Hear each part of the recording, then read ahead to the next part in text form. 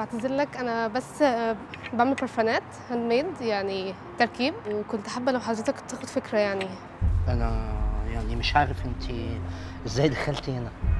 عادي يا فندم، انا كنت بس عشان ابيع يعني رزقي يعني. مش طبيعي انك انت تدخلي مكان زي ده. احنا هنا يعني انا مش قاعده في مكان ينفع انك انت تدخلي تبيعي فيه. البنت بدأت تاخد بالها. انت عايزاني احط لا لو سمحت. من القرف اللي في ايدك ده؟ لا هو ده ثابت، ده ثابت وريحته كويسه قوي. انا مش عارف ازاي المكان سمح لك ان انت تدخلي. ايه ده؟ يعني ايه بتكلم كده؟ اتكلم معايا كده. مين ده؟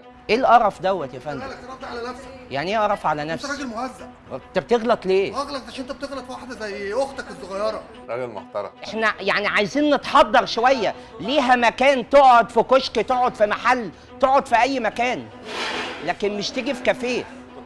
تمام انا معاك. الاسلوب اللي حاصل ماشي، هو مش تبع المكان ده، ولكن برضه راعي ان دي بنوته صغيره بتاكل عيش، كلمها باسلوب لطيف بس شويه. انت شايف وصل لها المعلومه طيب. باسلوب الطف من كده. انا مش فاهم انت مكمله ليه؟ يعني انت مكمله ليه؟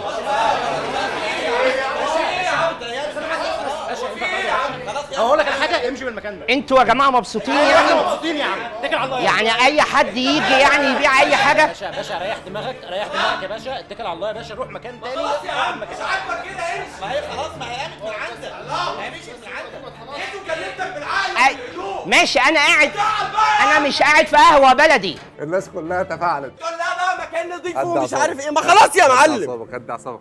الراجل ده بيمثل معانا. ايه يا عم؟ الراجل ده بيمثل معانا، الراجل ده معانا.